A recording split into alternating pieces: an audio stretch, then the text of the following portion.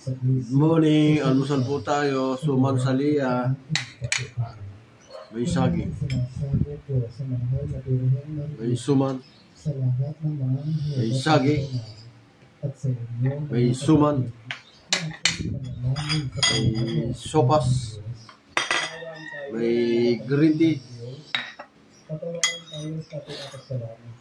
Patawarin tayo sa buhay na walang hanggan. Amen. Panginoon, kaawaan mo kami. Panginoon, kaawaan mo kami. Kristo, kaawaan mo kami. Kristo, kaawaan mo kami. Panginoon, kaawaan. Panginoon, kaawaan mo kami. Manalangin tayo. Ang mga makapangyarihan ligid sa aming paligid, ang mga inihanda mo para sa mga nagmamatay sa iyo. Pagaluin mo sana sa amin ang agos sa iyong pag-ibig upang sa pagmamahal namin sa iyo ng higit, makamtan namin sa akong di maliit. Hindi pa sumasagit sa isip namin o panaginip. Niluluhod namin ito sa pamagitan sa Kristo, kasama ng Espiritu Santo magpa sa walang hanggan. Amen.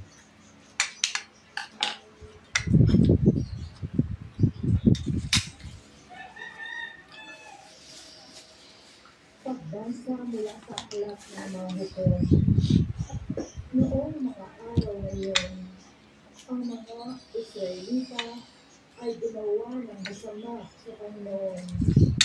Naglingkod sila sa mga Baal. Pinaligdan nila ang Panginoon, ang Diyos ng kanilang mga ninuno, at siyang nag-alis sa kanila sa Egypto. Naglingkod sila at sumamba sa mga Diyos-Diyosan ng mga bayan sa paligid. Kaya, nagalit sa kanila ang Panginoon. Pinaligdan niya nila ang Panginoon at naglingkod sa mga Baal at kay Astarot. Dahil dito, nadamot ang Panginoon sa Israel. Kaya, sila pinabayaan niyang malupig ng kaaway at samsaman ng ari-arian. Tuwing sila'y makikipagdigma, ipinalulupig sila ng Panginoon tulad ng kanyang sumpa. Hanggat wala silang kapanatagan. Ang Israel ay binigyan ng Panginoon ng mga hukon upang magtanggol sa kanila. Tuwing umaga, 3 klase iniinom ko gamot. Before breakfast, 7 a.m. saka after breakfast. Sa gabi naman, isa, atorvastatin. Lahat ng hukong na inilagay ng Panginoon ay tinulungan niya upang iligtas sila sa kanilang mga kaaway. Nababagbat ang kanyang kalooban dahil sa kanilang mga naging.